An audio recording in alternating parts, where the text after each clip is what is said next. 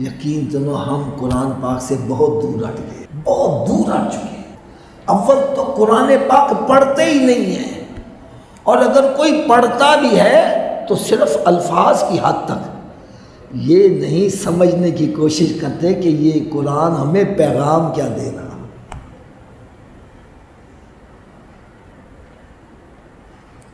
तवज्जो ही नहीं है, शौक ही नहीं है। एक बंदा कहने लगा, हाफिज साहब हम उर्दू बोलने वाले, हमें अरबी की कैसे समझ लगे। तो हजरत साहब, एक बंदा अनपढ़ जाहिल इंग्लिश में क्रिकेट की कमेंट्री लगी हुई है, कान लगा के तवज्जो से सुन रहा है। मैंने कहा तेन समझ लग दी है? कहना जिदों कोई चौका छक्का लग जाए मैंने कोई समझ लग जाती है, मैं भी पता लगा कुछ हो गया है। मैंने कहा कि अंग्रेजी जुबान की तुझे समझ नहीं आती, शौक है क्रिकेट का और तू उसको समझने की कोशिश कर रहा है।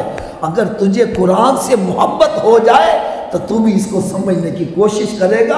कुरान कहता है वलक़द यस्सरनल कुरान लिज़्ज़िक्रि फ़हल मिन मुद्दकिर, हमने कुरान को आसान बनाया, कोई है तुम में से सीखने वाला? हम कोशिश तो करें यार।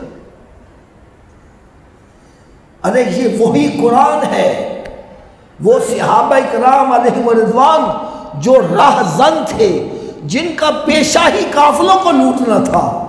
जब कुरान पढ़ा, इसको समझा, इस पर अमल किया, वो बंदे जो राहज़न थे वो राहबरो रहनुमा बनते चले गए, वो हिदायत के मीनार बनते चले, हिदायत के सितारे बनते चले गए। आज हमने कुरान पाक को पसे पुष्ट डाल दिया, जिसका नतीजा क्या निकल रहा है?